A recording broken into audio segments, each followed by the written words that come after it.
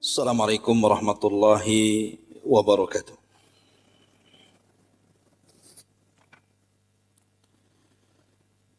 Alhamdulillah, wassalatu wassalamu ala rasulillah wa ala alihi wa sahbihi wa mawalah wa la hawla wa la quwata illa billahi wa ba'du. Alhamdulillah, di pagi hari ini kita kembali duduk di Masjid Sukajadi dalam rangka talabul ilmi. Salawat dan juga salam tetap kita hadiahkan kepada Rasul kita Nabi besar Muhammad sallallahu alaihi wa ala alihi wasallam. Kita lanjutkan kembali kajian kita, masih membahas kitab 175 Jalan Menuju Surga. Dan kita masuk pada halaman ke-78 poin 30, keutamaan akhlak mulia.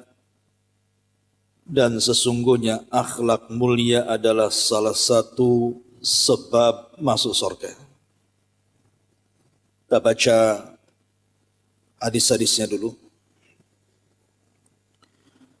Nabi SAW bersabda, "Inna min khiyarikum ahasinukum akhlaqa." Sesungguhnya orang yang terbaik di antara kalian adalah orang-orang yang paling mulia akhlaknya.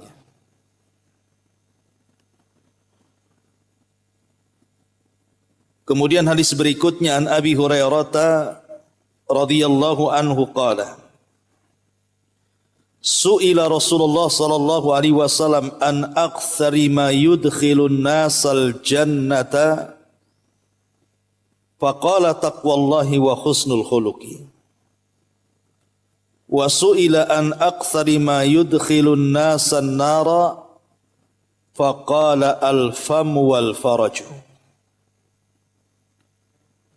Dari Abu Hurairah radhiyallahu anhu, dia berkata, Nabi SAW pernah ditanya tentang perkara yang paling banyak memasukkan manusia ke dalam sorga. Beliau menjawab, takwa kepada Allah dan akhlak yang mulia. Kemudian beliau ditanya tentang perkara yang paling banyak memasukkan manusia ke dalam neraka. Beliau menjawab, mulut dan kemaluan. Kemudian Rasul mengatakan juga, ma syai'un athqalu fi mizanil mu'mini yaumal qiyamati min khuluqin hasanin wa inna allaha la yubghidul fahishal badhi. Tidak ada satu amalan yang paling berat dalam timbangan seorang mukmin pada hari kiamat daripada akhlak yang mulia. Dan sungguh Allah membenci orang yang banyak bicara dan suka berkata kotor.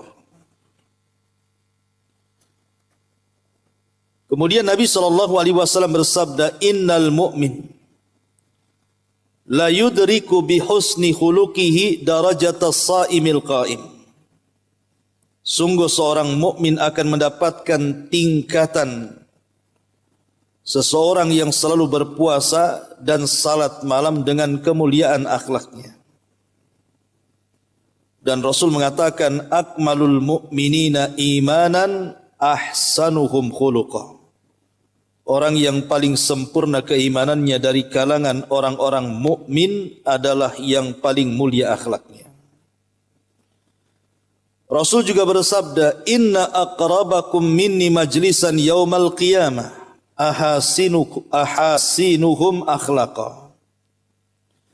Sungguh orang yang di antara kalian yang paling dekat tempat duduknya denganku pada hari kiamat adalah orang yang paling mulia akhlaknya di antara kalian. Dan Rasul juga mengatakan, inna min ahabbikum ilayya wa aqrabikum minni majlisan yaumal qiyamati ahasinukum akhlaqa.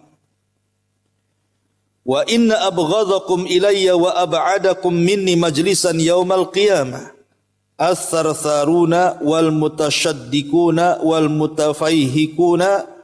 Qalu ya Rasulullah qad alimna sarsarun wal mutasyaddiqun famal mutafayhikuna.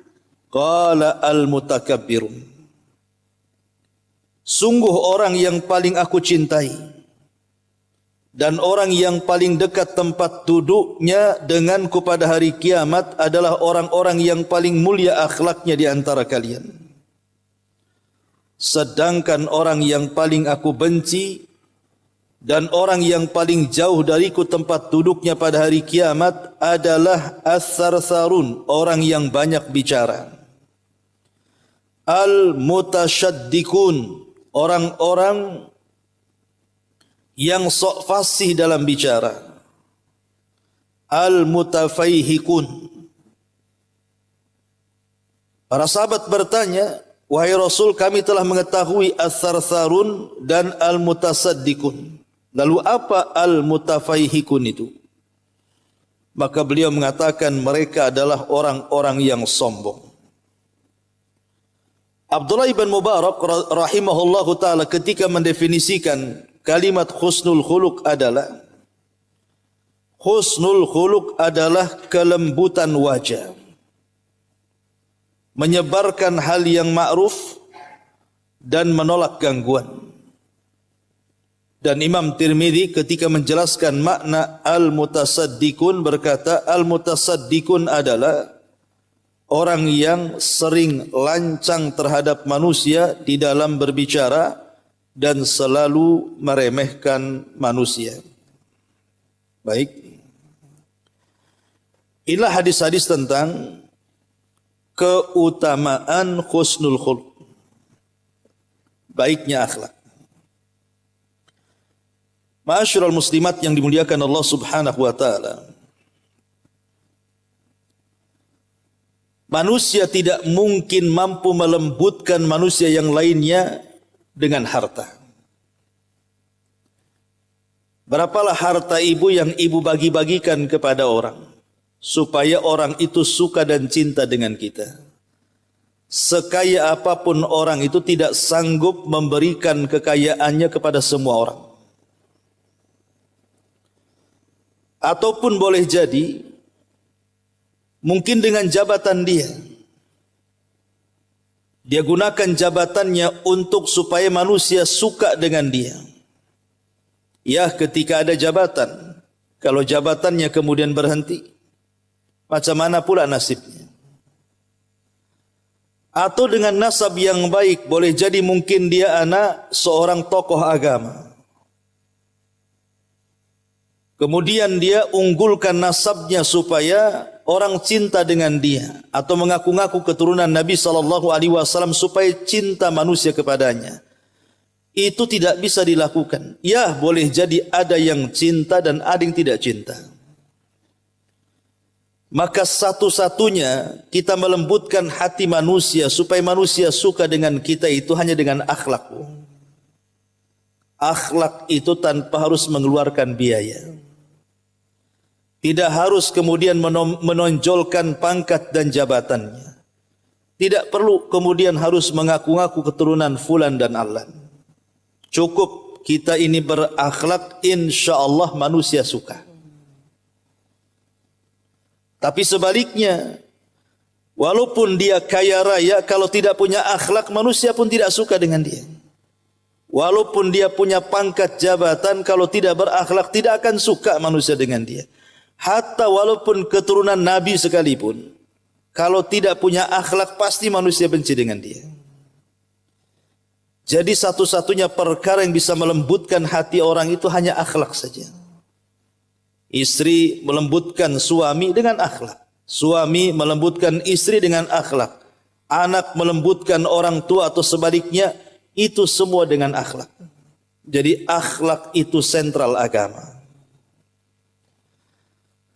Makanya kenapa rukun Islam yang 5 itu, kalau kita renungkan itu semua melahirkan akhlak.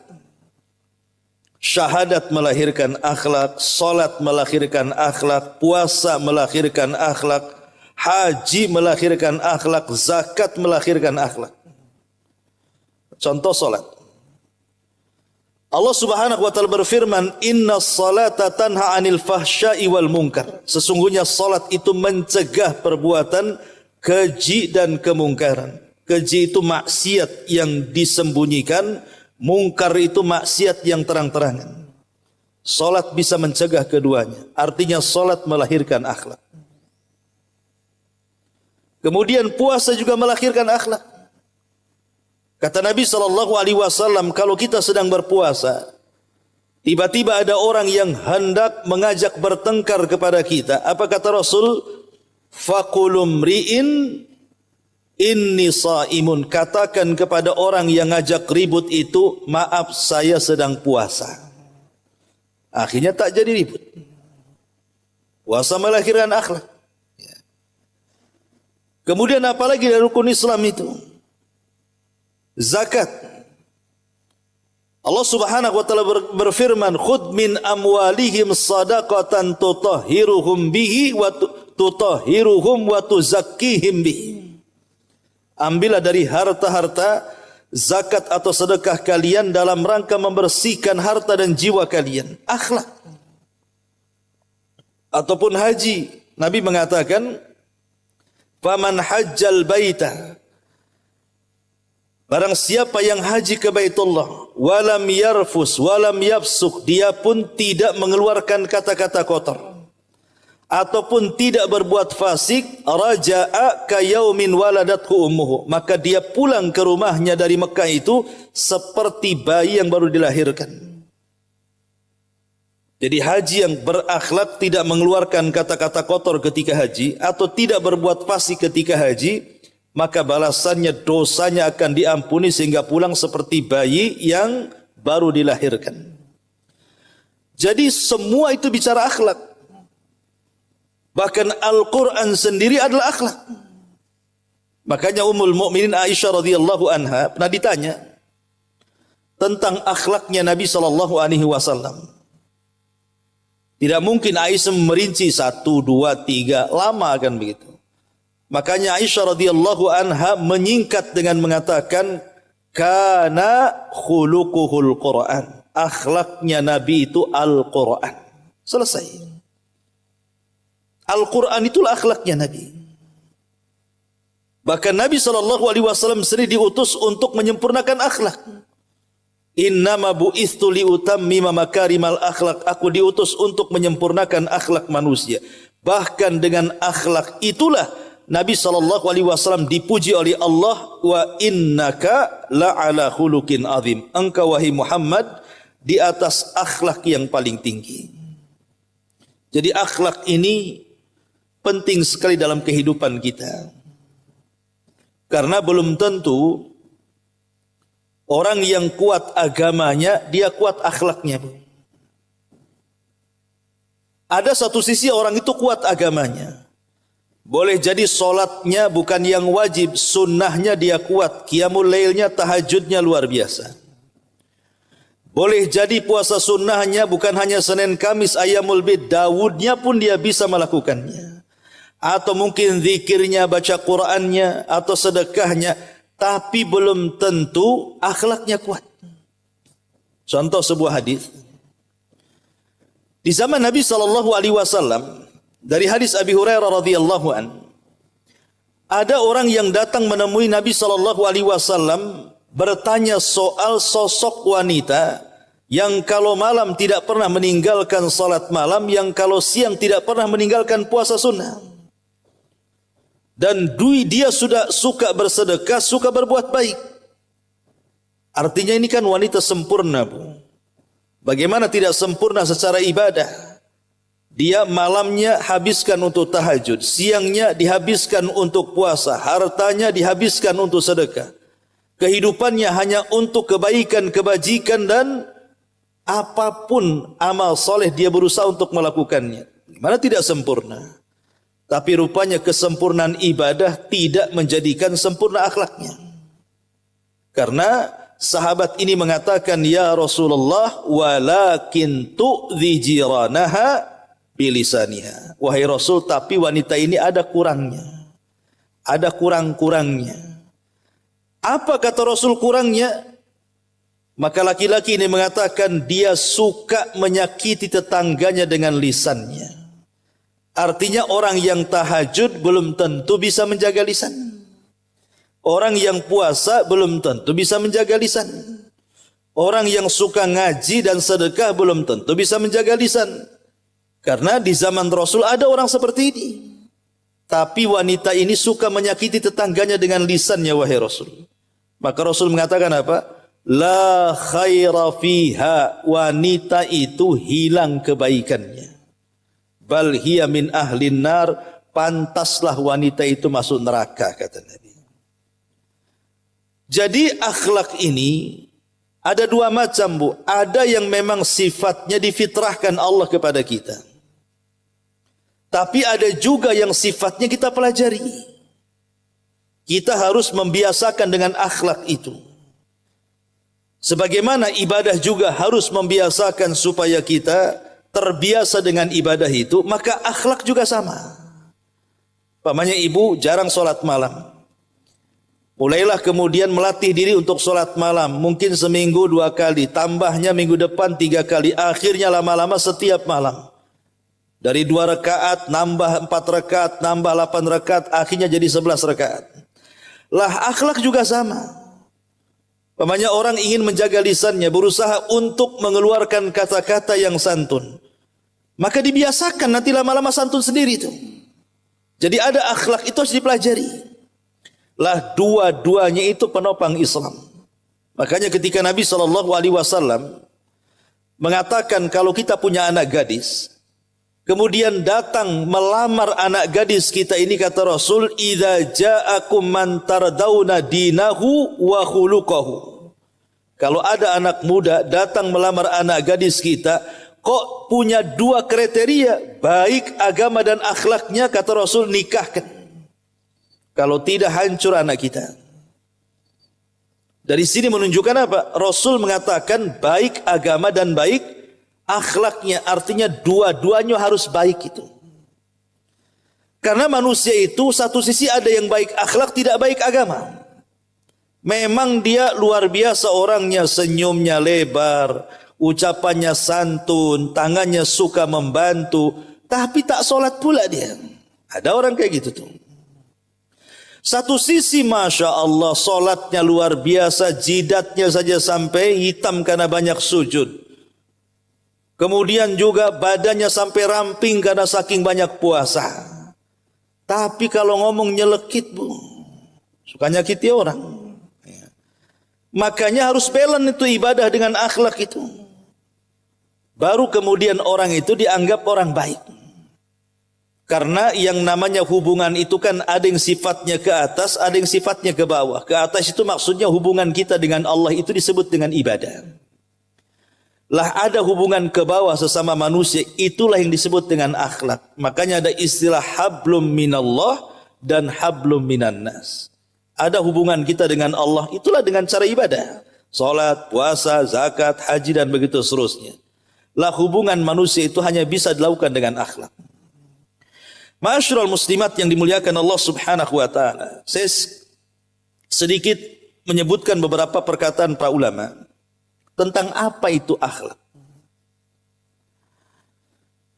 Pertama perkataan Imam Sya'bi rahimahullahu taala yang dinukilkan oleh Imam Ibnu Rajab dalam kitabnya Jami' al-Ulum wal Hikam. Kata Imam Sya'bi ketika menyebutkan apa sih akhlak baik itu. Beliau mengatakan, qala husnul khuluqi al-badhalatu wal-atiyatu wal-basharatul hasan wa kana Sya'bi kadzalik. Jadi Imam Sya'bi rahimahullah ta'ala mengatakan akhlak baik itu ada di 3 perkara. Pertama, al-badhalatu, berusaha untuk sekuat tenaga kita ini membantu orang. Kalau kita punya ilmu, ya kita ajarkan ilmunya. Kalau kita punya harta, ya bantu dengan harta kita. Kalau kita punya tenaga, ya dengan tenaga kita. Kalau kita punya waktu, ya dengan waktu kita. Kalau kita punya pikiran, ya dengan pikiran kita. Itu disebut badlun. Kemudian juga wal atiyatu. Atiyah itu karam, dermawan. Wal basyaratul hasan, dan pasang wajah yang baik dengan senyumannya, dengan kata-katanya. Karena terkadang ada orang itu memberi, tapi dengan memasang wajah yang tidak baik, itu sudah enggak enak juga, Bu. Makanya kenapa ada ayat Al-Quran mengatakan qaulun ma'ruf khairun min sadaqatin yatba'uha adha. Ucapan yang santun itu jauh lebih baik dibandingkan sedekah tapi nyakiti orang yang dikasih. Umpamanya ada orang bawa proposal tuh, jalan-jalan ke perumahan. Ibu ada di ruang tamu. Takut langsung gordennya ditutup. Nampaklah sama orang yang bawa proposal itu. Itu kan nyakiti, Bu. Apain emang saya ini penjahat kan gitu ya. Kalau nggak ngasih nggak usah nyakiti orang. Atau kayak interogasi. Kamu dari mana? Dari Indonesia. Mana tanda tangannya? Mana cap lurahnya, camatnya, semua diinterogasi kayak polisi, Bu. Kepo, kayak polisi. Kalau nggak ngasih nggak usah, Bu. Bilang saja maaf, belum ada uang. Itu bohong lah, pasti ada tuh. Maaf belum bisa ngasih. Ya semoga lain kali. Mudah-mudahan Allah luaskan rezekimu. Kan enak bukan gitu. Ya. Kalau umpamanya nggak ngasih, udah saya kasih. Tapi sampai kiamat jangan datang lagi ya kamu. Nah, ini kan nyakiti orang, Bu. Jadi itu nggak akhlak namanya. Ini perkataan Imam Syafi'i. Kemudian juga perkataan Imam Ibnul Mubarak. Beliau mengatakan akhlak yang baik itu adalah bastul wajhi wa badlul ma'ruf wa kaful adha. Beliau juga Imam Ibnu Mubarak membagi akhlak yang baik itu 3. Pertama bastul wajhi, memasang wajah yang berseri. Artinya penuh dengan senyuman, penuh dengan kata-kata santun, sama juga dengan perkataan Syafi'i tadi. Karena biasanya kalau orang ketemu senyum, itu udah senang kita nengoknya. Tapi kalau ketemu orang sudah tidak senyum, kita ada curiga, ngapain dia? Jangan pinjam utang pula kan. Atau terbalik juga, senyum juga bisa pinjam uang tuh. Tapi maksudnya kalau orang terbiasa senyum itu memang menunjukkan dia berakhlak itu. Kemudian juga kata Imam Ibnul Mubarak, badlul ma'ruf, mencurahkan setiap kebaikan untuk orang lain. Kira-kira apa yang saya bisa bantu? Saya ada motor. Bilang saja kalau umpamanya mau kemana-mana, ambil sajalah motor saya pakai saja. Saya ini ada ya uang sedikit banyak lah, nanti saya bantu. Pokoknya apapun kebaikan orang dia bantu. Kemudian kaful adha. Dia tidak suka menyakiti orang. Mau menggibah tak jadi. Mau menjelek-jelekan tak jadi. Mau menyakiti orang tak jadi. Nah, itu namanya kaful adha. Nah ini kata Imam Ibnul Mubarak itulah disebut akhlak yang baik. Kemudian Imam Ahmad ibn Hanbal rahimahullahu ta'ala juga mengatakan, husnul khuluqi alla taghdab wala tahqid. Jadi baik akhlak itu ketika engkau tidak marah dan ketika engkau tidak benci. Imam Ahmad mengatakan di antara husnul khuluq adalah ketika kita bisa menjaga emosi. Jangan marah. Karena biasanya dari marah ini akan muncul akhlak-akhlak buruk yang lainnya. Awalnya hanya marah saja. Tapi dari kemarahan ini keluarlah kata-kata kotor. Semua binatang keluar. Dari marah ini masang muka kayak setan. Itu udah merah, mata mau keluar gitu ya. Urat udah kencang, itu nakutin orang. Kemudian juga wala tahqid kata Imam Ahmad. Jangan dengki. Maksudnya jangan iri, jangan hasad. Itu juga bagian daripada akhlak. Ini menurut Imam Ahmad ibn Hanbal rahimahullah ta'ala. Kemudian juga sebagian ulama yang lain seperti Ishaq ibn Rahawayh mengatakan, husnul khuluq adalah kadhmul ghaidhi lillah, menyembunyikan amarah. Kita lagi emosi dengan orang, tapi kita berusaha memasang muka datar seolah-olah enggak ada masalah. Padahal sebenarnya memuntah itu omongannya. Tapi dia emosi, emosinya dia jaga. Jangan sampai nampak kalau dia sedang emosi. Itu akhlak, kata Ishaq ibn Rahawayh. Izharut talaqati, menampakkan senyuman dalam wajahnya.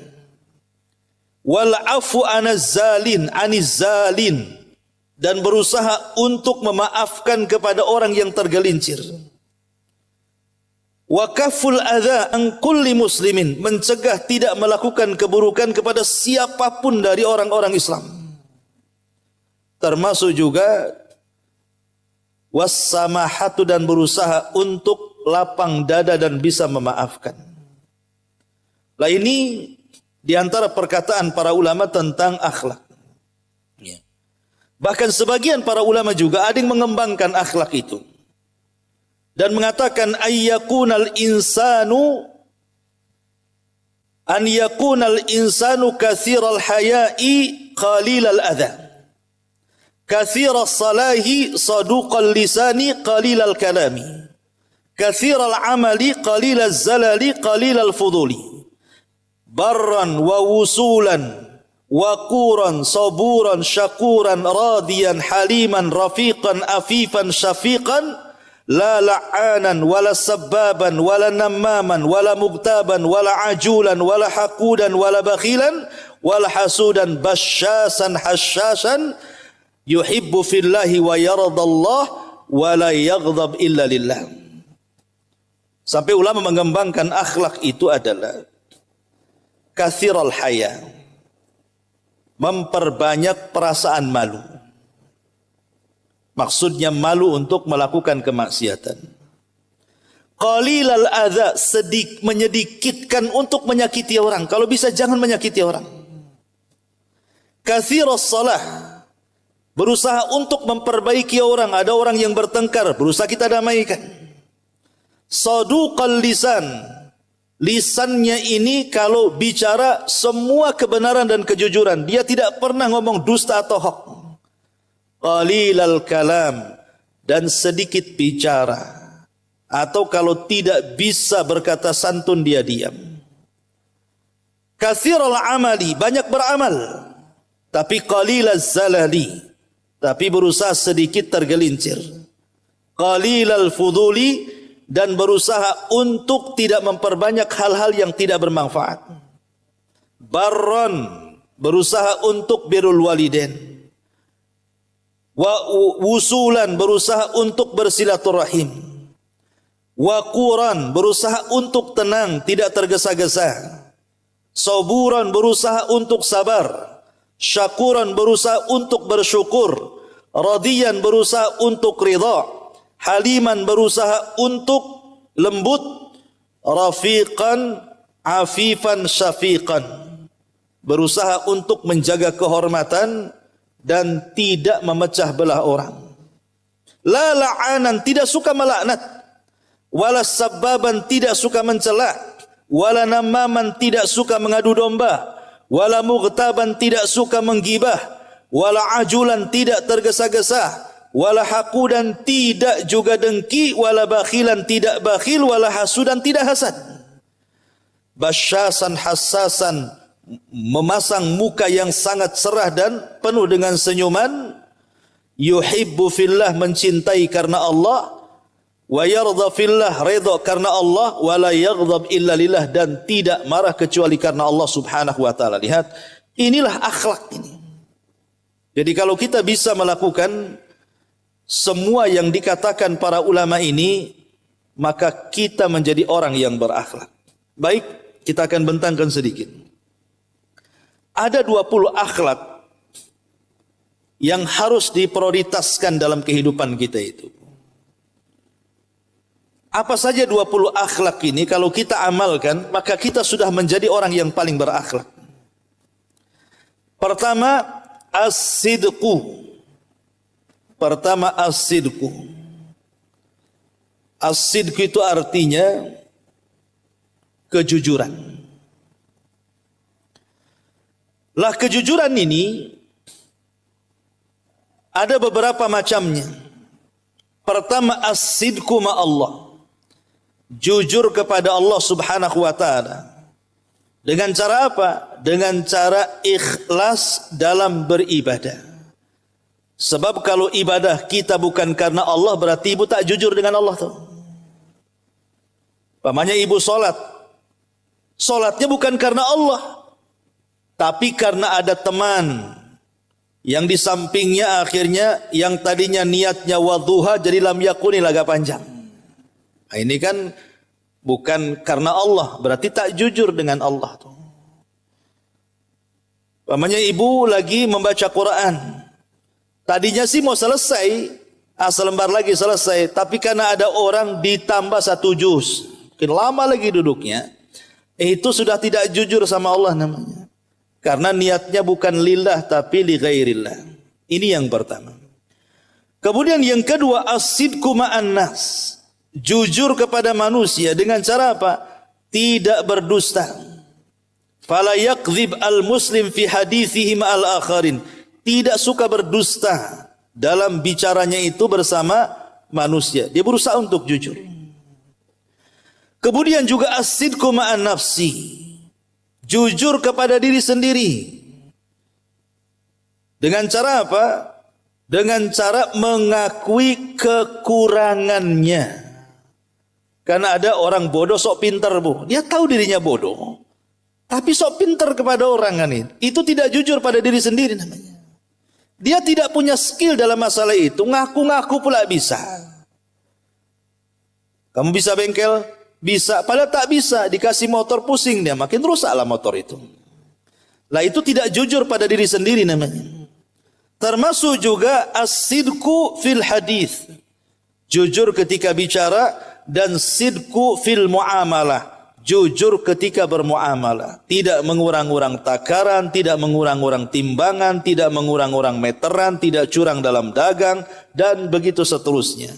Ini yang pertama. Karena akhlak jujur ini akan mengantarkan kepada kebaikan, dan kebaikan itu pasti mengantarkan ke surga. Yang kedua, al-amanah. Akhlak yang kedua adalah amanah. Amanah juga ada macamnya. Pertama ada amanah dalam beribadah. Contoh solat. Solat itu kan ada waktu-waktunya. Maka dalam bentuk amanah kita kepada solat, solatlah tepat waktu. Kemudian dalam solat itu kan ada gerakan-gerakannya. Maka dalam bentuk amanah dalam solat itu perhatikan gerakan tuh. Jangan asal-asalan. Di situ ada tumakninah. Kalau belum lurus ruku jangan pula langsung i'tidal. Kalau belum lurus i'tidal jangan pula langsung sujud. Ya. Dalam solat juga ada bacaan, maka amanahlah dalam bacaan itu. Jangan tergesa-gesa. Ya. Jadi dalam ibadah juga ada amanahnya. Puasa juga sama. Ya, mulai daripada fajar shadiq menyingsing sampai terbenam, itulah yang harus diperhatikan. Jangan pula duhur buka kan begitu. Berarti tak amanah tuh. Ya. Ini namanya amanah dalam ibadah. Yang kedua, amanah di dalam menjaga anggota badan. Anggota badan kita ini bukan milik kita, Bu. Dari atas kepala sampai kaki ini milik Allah. Jangan pernah menyakiti anggota badan kita tanpa sebab. Pamannya orang memotong jarinya. Tidak boleh. Jari itu bukan milik kita, milik Allah. Ngapain dipotong? Kecuali karena ada sebab. Mungkin amputasi karena penyakit gula. Lain lagi ceritanya. Ya. Tapi ujuk-ujuk menyakiti diri sendiri tidak boleh. Makanya bunuh diri itu tidak boleh. Karena badan dan ruh kita bukan milik kita, milik Allah Subhanahu wa ta'ala. Maka itu dalam bentuk amanah anggota badan, jaga kesehatan. Nah, itu dalam bentuk amanah kan begitu. Jaga penampilan dan begitu seterusnya. Termasuk jangan mentato. Itu kan tidak amanah, Bu. Badan kita milik Allah ditato-tato pula kan gitu. Ini yang kedua. Yang ketiga, hifdzul wada'i. Amanah juga bisa dalam bentuk menjaga titipan.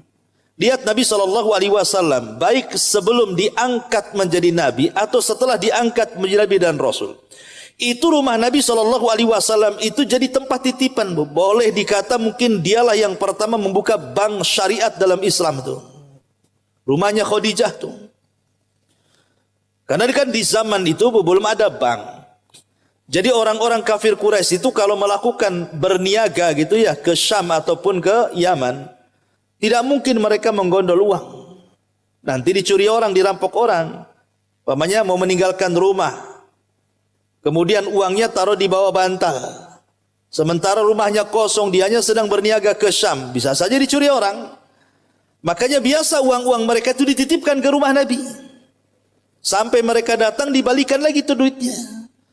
Itulah Nabi SAW menjaga amanah dari titipan. Kemudian juga amanah dalam pekerjaan. Jangan sampai mencuri-curi waktu, sebab 1 jam saja dalam pekerjaan itu, kalau kita umpamanya sengaja tidur, sengaja beristirahat pada waktu yang belum beristirahat, maka gaji 1 jam itu haram. Haram gaji 1 jam itu. Karena kita sudah mencuri waktu namanya. Tidak amanah dalam waktu. Termasuk juga amanah dalam berbicara dan mendengar. Itu juga amanah.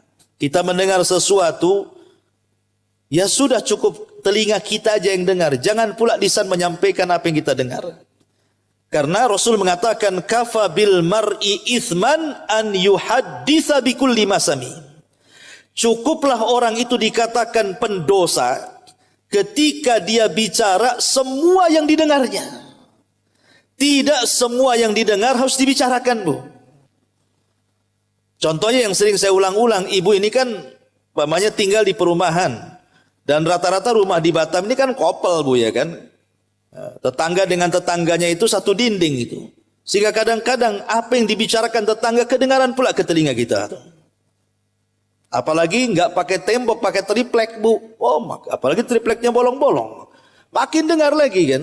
Lah ini tidak semua yang dibicarakan tetangga itu kita ceritakan kepada orang. Bahkan cukup kita yang tahu. Itulah namanya hifdzul amanah. Ini akhlak yang kedua. Kemudian akhlak yang ketiga, ghaddul basar. Menundukkan pandangan. Menundukkan pandangan ini dari apa? Pertama, menundukkan pandangan dari aurat manusia. Jangan memandang aurat manusia, baik lawan jenis atau satu jenis. Kan sekarang ibu lihat di handphone itu. Kadang-kadang nengok YouTube atau nengok apa gitu, sinetron atau apa kan gitu. Ini penggemar drakor nih biasanya kan. Nah itu kan terkadang walaupun sesama ibu nonton perempuan di situ, tapi kan dia tidak pakai pakaian yang syar'i kan, Bu. Dia nampak betisnya, nampak uratnya. Walaupun ibu dengan ibu tetap tidak boleh. Harus menjaga pandangan, apalagi dengan laki-laki. Ini yang pertama ya, maksudnya ghaddul basar an auratin nas. Tundukkan pandangan dari aurat manusia. Yang kedua, ghaddul basar an buyutin nas. Menundukkan pandangan dari rumah-rumah manusia. Ibu lagi jalan di perumahan. Nampaklah ada rumah tetangga itu pintunya terbuka. Sempat-sempatnya berhenti nengok. Ada apa di dalam itu katanya. Nggak usah, Bu. Ya. Tundukkan pandangan dari rumah manusia.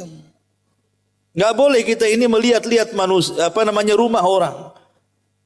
Umpamanya ibu sedang main ke rumah kawan.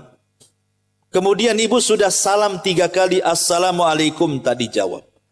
Assalamualaikum tadi jawab. Assalamualaikum tadi jawab. Pulang, Bu. Jangan mutar ke belakang nengok di jendela. Ada orangnya enggak. Enggak boleh, Bu. Itu ghaddul basar. Harus menundukkan pandangan. Takutnya yang dilihat di jendela lain pula, bukan? Makanya kemudian Rasul mengatakan salam itu 3 kali. Kalau tak dijawab balik. Makanya jangan dihabiskan sekali nafas, Bu. Tok tok tok, assalamualaikum, diam aja dulu. Ya, Nanti agak keras Bu, tapi jangan pakai palu. Dok, dok, dok, assalamualaikum. Kalau sudah 3 kali tak dijawab, balik Bu. Itu memang syariatnya seperti itu. Tidak boleh tajassus kita. Ya. Ini yang kedua. Kemudian yang ketiga, ghaddul basar amma fi aidin nas. Tundukkan pandangan dari apa-apa yang dimiliki manusia. Oh, tetangga lagi bangun rumah kita belum di tingkat, tetangga sudah di tingkat. Biarin, enggak usah ditengok-tengok.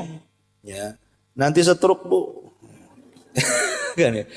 Aduh, udah 20 tahun tak di tingkat, kok baru sebelah beli udah di tingkat pula. Dari mana tuh duitnya tuh? Jadi kemana-mana nanti. Ya, tetangga baru punya mobil, nggak usah dilihat. Ghaddul basar, nggak masalah. Kita belum ada mobil, atau mungkin mobil kita lama dah ganti-ganti, nggak ada masalah. Ghaddul basar, tetap menundukkan pandangan. Karena begini, Nabi mengatakan, kalau kita terus memandang kepada apa yang di tangan manusia, maka kita tidak akan pernah bersyukur dalam hidup kita. Makanya kenapa Rasul mengatakan, lihatlah ke bawah, jangan lihat ke atas. Dalam bab dunia maksudnya ya. Tapi dalam bab akhirat, jangan pula hadis ini ibu pakai. Karena dalam bab akhirat itu justru disuruh memandang ke atas, jangan memandang ke bawah. Ada kawan hafal, pamannya juz amah. Ibu tak hafal. Tapi ada juga yang tak bisa ngaji. Jangan pula, masih mending saya tak hafal juz amah, tapi saya bisa ngaji. Si anu tak bisa ngaji, tak bunyi pun kalau ngaji itu. Kan nggak bisa seperti itu dalam bab agama tuh. Dalam bab agama itu harus melihat, masa si anu bisa hafal, saya tak hafal, gitu maksudnya. Tapi kalau bab dunia, ya harus pandang ke bawah, jangan pandang ke atas. Itu disebut ghaddul basar juga. Jadi maksudnya memandang ghaddul basar, menundukkan pandangan itu pada 3 perkara tadi. Pada aurat manusia, pada rumah-rumah manusia, dan pada harta-harta manusia. Tundukkan pandangan. Ini juga akhlak yang mulia yang ketiga. Kemudian akhlak yang mulia yang keempat, al-hilmu. Al-hilmu itu artinya takhiru mukafati zalim. Dia meredam untuk tidak mudah balas dendam. Sebenarnya dia ada kesempatan untuk balas dendam itu, tapi dia tahan. Bisa saya waktu itu saya marah bisa depan dia, tapi saya berusaha untuk halus dalam bicara, tidak mau menampakkan saya sedang balas dendam. Itu namanya al-hilmu. Memang berat, karena Nabi SAW mengatakan, laisa syadidu bisur'ah, innamas syadidu alladhi yamliku nafsahu indal ghadab. Orang yang kuat itu bukan ahli gulat, kata Rasul. Tapi orang yang kuat itu orang yang bisa menahan nafsunya saat emosi. Itu disebut al-hilmu namanya. Hilmu itu tidak serta-merta mengeluarkan sesuatu dalam unek-unek kita untuk membalas kezaliman orang, tapi berusaha untuk dipendam. Ya. Karena bagaimanapun at-ta'anni minasyaitan, at-ta'anni minallah, al-ajalatu minasyaitan. Kata Rasul, at-ta'anni, ta'anni itu maksudnya tidak tergesa-gesa. Itu dari Allah. Dan tergesa-gesa itu dari setan. Terkadang ketika kita hendak balas dendam nih, ada si anu dengar menjelek-jelekan kita gara-gara menggibah kita. Kemudian dalam hati kita, awas saja kalau ketemu. Nanti saya akan marah-marah sama dia. Betul-betul ketemu. Akhirnya ibu muntahkan di situ. Ya. Terkadang Bu, tergesa-gesa seperti ini itu akan membuat penyesalan tuh. Bisa saja akhirnya bertengkar, yang tadinya hanya menegur, jadi bermusuhan tuh jadinya kan. Lah itu akibat sifat tidak ada hilmu tadi. Maka ini juga yang keempat, al-hilmu adalah akhlak yang tinggi juga dalam Islam. Kemudian yang kelima, as-samaha. As-samahatu. As-samahatu artinya memudahkan segala urusan untuk manusia. Pokoknya macam mana ibu mudahkan. Bahasa singkatnya, sederhanakan masalah. Jangan pula menyulitkan masalah. Kan ada masalah-masalah yang bisa disederhanakan. Kenapa kalau kita bisa sederhana, kenapa pula dipersulit? Lah, menyederhanakan masalah itu disebut samaha namanya. Makanya Nabi SAW mengatakan, rahimallahu rajulan samhan idza ba'a wa samhan idza ishtara wa samhan idza qada wa samhan idza iqtada. Semoga Allah merahmati orang yang mudah saat menjadi penjual, yang mudah saat menjadi pembeli, yang mudah saat memberi hutang, yang mudah saat membayar hutang, kata Rasul. Yang sering contohkan pamannya ibu jadi pembeli ini. Ibu jadi penjual, anggap saja ibu jual buah-buahan. Ada yang beli 1 kilo. Beli 1 kilo lah. Ya, beli apa? Duku. Kasih duku. Orang ketika meleng tuh bu, ibu tambah sedikit. 1 kilo lebih, setengah on gitu kan. Orang itu kan tak tahu tuh. Itu namanya mudah dalam menjual. Ini enggak. Sudah tidak ditambah, diganjel pula timbangannya. Nah, itu kan mempersulit orang bu. Ataupun umpamanya sebagai penjual juga sama. Umpamanya ibu membeli sesuatu, tiba-tiba kok ada kembalinya tak banyak. Umpamanya ibu membeli sesuatu itu harganya 100, bawang 100.000. Rupanya harganya 99.000, berarti kembali 1.000 bu. Ditunggu yang 1.000 tuh. Pokoknya harus kembali yang 1.000 itu. Akhirnya penjual ini sudah bilang nggak ada kembaliannya. Ya pokoknya harus ada katanya. Jadi carilah 1.000 keliling pasar bu sampai sore. Kan kasihan penjual itu jadinya. Harusnya melayani banyak orang gara-gara uang 1.000 kan persulit orang jadinya. Padahal apalah 1.000. Kalau ibu ikhlaskan kan berkah tuh. Apa yang ibu beli itu. Selain ibu membeli sesuatu dapat pula pahala sedekah di situ. Ya. Lah itu orang jangan sampai mempersulit. Kalau orang mempermudah semuanya, sudahlah ambil saja yang 1.000 saja. Lah itu disebut samahah namanya. Memudah-mudahkan orang. Itu akhlak yang paling tinggi. Ya. Kemudian juga di antara akhlak yang lainnya adalah asyaja'ah, keberanian. Berani itu akhlak yang mulia, tapi berani dalam kebenaran. Karena kalau ibu punya suami lemah, ibu nggak suka juga kan. Ibu diledek sama tetangga, dijelek-jelekin sama tetangga, lapor sama suaminya. Suaminya diam saja lemas gitu kan. Takut. Mana ibu mau punya suami kayak gitu kan itu. Jadi tidak berani itu bukan akhlak, tapi berani maksudnya membela kebenaran, membela izzah dan kehormatan, itu suka orang itu. Maka sifat berani juga bagian daripada akhlak, tapi catatan tadi berani dalam kebenaran gitu ya. Bukan berani dalam kebatilan. Ataupun sebaliknya berani mengakui kesalahan. Itu juga bagian daripada akhlak. Tahu mamanya anak ibu bertengkar dengan anak tetangga.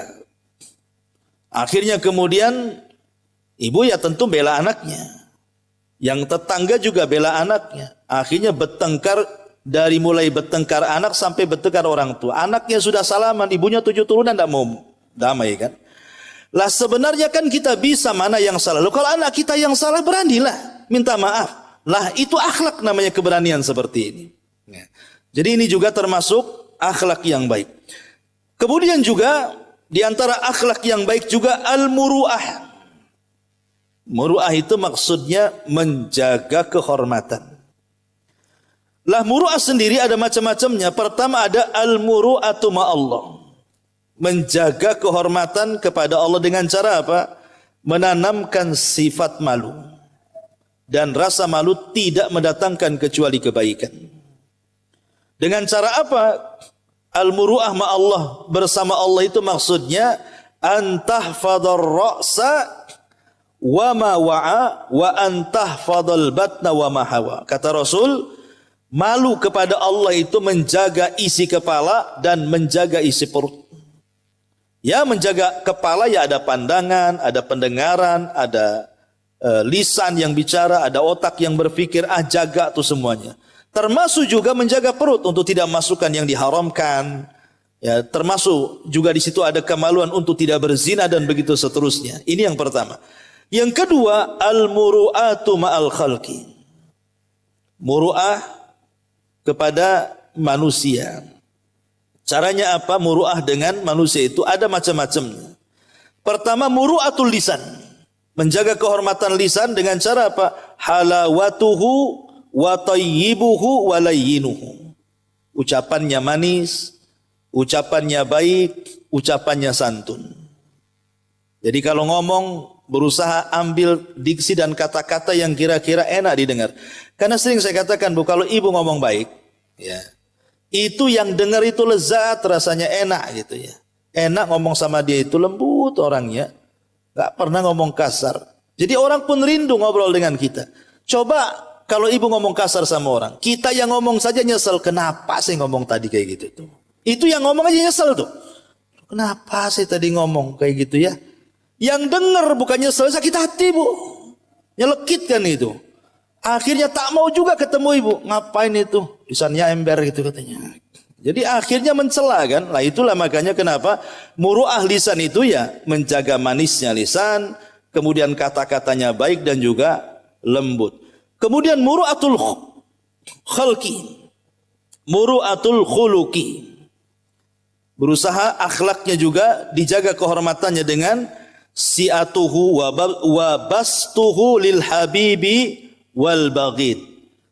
Berusaha untuk berbaik sangka baik kepada orang yang kita cintai ataupun kepada orang yang kita benci. Nabi itu, Bu, pernah ngomong dengan Aisyah. Jadi ada seorang munafik dari jauh mau datang ke rumahnya.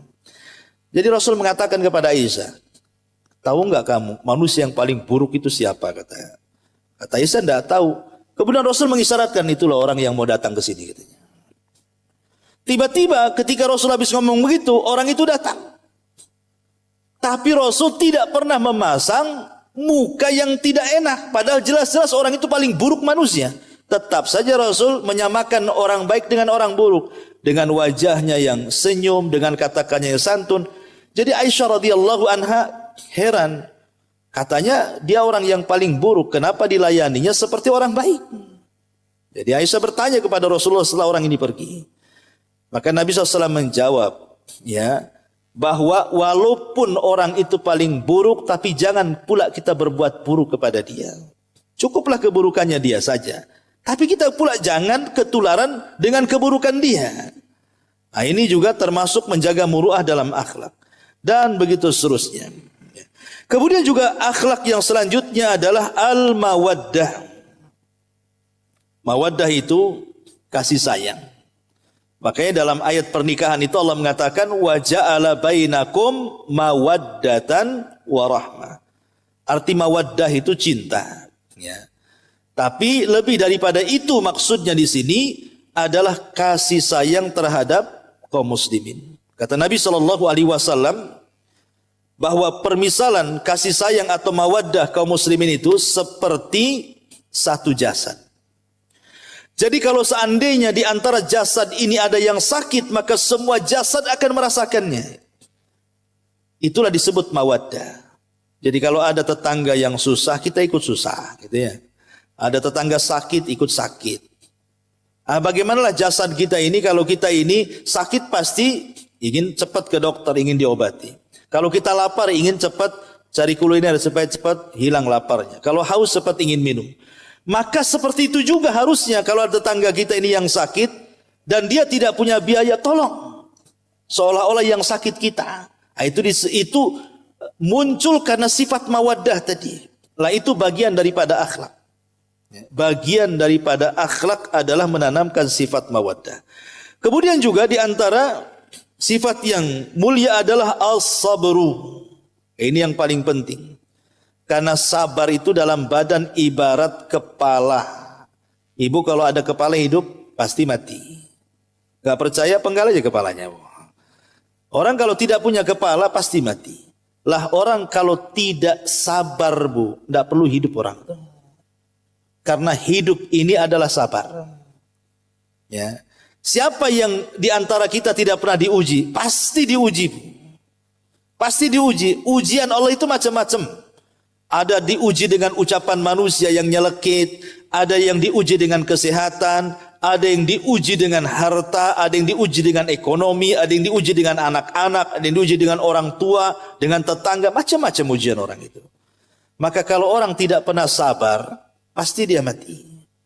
Maka sabar itu ibarat kepala dalam badan. Lah, sabar sendiri memang dalam hal-hal yang harus ditekankan oleh para ulama. Apa saja? Pertama, sabar ketika meninggalkan syahwat yang diharamkan. Sabar di dalam meninggalkan syahwat yang diharamkan. Yang kedua, sabar di atas kefakiran dan kesempitan hidup. Kadang ada orang tidak sabar ketika fakir. Kemudian yang ketiga, sabar di dalam berdakwah. Namanya ngajak orang itu belum tentu dapat taufik. Ibulah ngajak saudara sholat tuh belum tentu dia mau sholat, tapi musuhan sudah jelas gitu ya. Kita ngajak sholat nih saudara, sudah siang malam kayak perang. Ya. Perangnya jelas, tapi taufik juga tidak kunjung-kunjung datang ke orang yang kita dakwai. Harus sabar. Ya. Kemudian juga sabar alal adzal ladzi yahsulu minal qiyami bil amri bil ma'ruf wan nahyi anil munkar. Sabar ketika mendapatkan ujian. Umpamanya kita mengajak manusia malah dia pula menyakiti kita. Kita mengajak kebaikan dia pula menyakiti kita. Kemudian juga sabar anil kasbi ketika mencari maisha, mencari kehidupan. Sabar alal mardha ketika sakit. Karena biasanya orang sakit apalagi mendekati ajal, biasanya disitulah setan akan dekat dengan kita lebih banyak dibandingkan malaikat. Makanya harus sabar. Termasuk juga sabar terhadap su'il khuluq, buruknya akhlak manusia. Karena tidak semua manusia itu akhlaknya baik, terkadang dia buruk. Harus sabar juga di situ. Termasuk sabar menghadapi pasangan dan sabar menghadapi anak-anak dan banyak lagi. Termasuk juga al-ihsan, akhlak berikutnya al-ihsan ilal musi. Berbuat baik kepada orang yang berbuat jahat kepada kita. Dan memang berat Bu ya.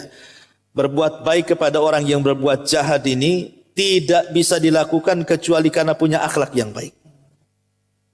Karena pada dasarnya Bu, kalau ibu tidak sanggup menghadapi orang jahat, ulama memberikan tips. Pertama, pura-pura tak kenal. Umpamanya ada tetangga ini suka nyakiti ibu, pura-pura tak kenal dengan tetangga. Ibu kenal ibu anu? Enggak.